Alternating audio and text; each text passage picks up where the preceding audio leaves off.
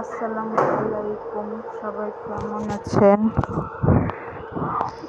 এইমাত্র ঘুম থেকে উঠলাম। আমার দুই বাচ্চা এখনো ঘুমিয়ে আছে। ওদের বাবা আমার আগেই ঘুম থেকে উঠে গিয়েছে। আজকে আবহাওয়া ভালো না, খুব বৃষ্টি বৃষ্টি ভাব। আজকে আমার শাশুড়ি আম্মু বাসায় নেই, তো আজকে আমাকে রান্না করতে হবে। ফ্রিজ থেকে আদা রসুন ও জিরা বাটা, পেঁয়াজ কুচি, কাঁচা লঙ্কা চেরা বের করে নিয়েছি খিচুড়ি আলু ভর্তা করার জন্য। এবার রান্নাঘরটা একটু ঝাড়ু দিয়ে নিলাম। ঝাড়ু দিয়ে নিয়ে রাত্রের জমানো থালা বাসনগুলো নিচে নামিয়ে রাখলাম, পরে ধুয়ে নিব। তারপরে আমি চালটা বের করে নিলাম। অল্প পরিমাণ চাল নিয়ে নিলাম, আমরা 4 জন মানুষ খাবো।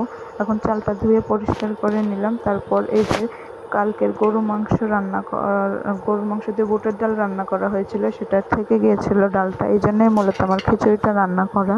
আর পেঁয়াজ কাটা ছিল না, সেই রসুন কাটা ছিল না, সেই জন্যে আমি রসুনটা কেটে নিলাম কুচি করে। তারপর আমি খিচুড়িটা বসিয়ে দিলাম। এখানে নুডলসের পানি ছড়িয়ে দিয়ে গেলাম। এখন আমি বাইরে এসে দেখি বাচ্চার বাবা গোয়ালের গোবর পরিষ্কার করে গোয়াল ধুয়ে গরুর চারিতে পানি দিয়ে বাহিরে গেছে। তাই আমি আমাদের হাঁসগুলোকে খেতে দিয়ে দিলাম। আমাদের হাঁসগুলোকে ধানের গুঁড়া ও ভাত মাখিয়ে দিয়ে দিলাম খেতে।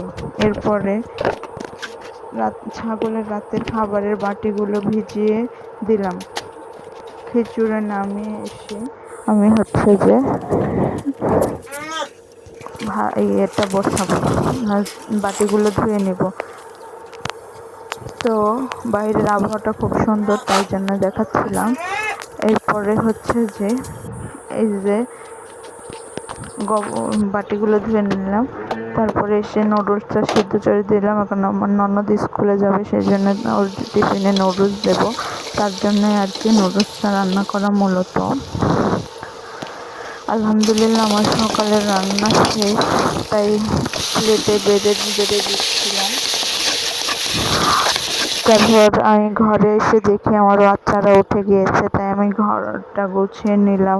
এরপর আমার মেডিসিনটা খেলাম। তারপর যে ডেস্কটা পরিষ্কার করলাম, অনেক ধুলো জমে গিয়েছিল। তারপর যে ওয়ার্ড্রপের উপর থেকে বাচ্চাদের খেলনাগুলো গুছিয়ে রাখলাম। তারপর এতক্ষণে বাচ্চারা ওর বাবার সঙ্গে খাবারটা খেয়ে নিয়েছে, সেই জন্য আমি যে আলু ভর্তা দিয়ে রাতের পানি দেওয়া ভাতগুলো খেয়ে নিলাম। তারপর এখন দুপুরে রান্না করব, তাই ফ্রিজ থেকে সব কিছু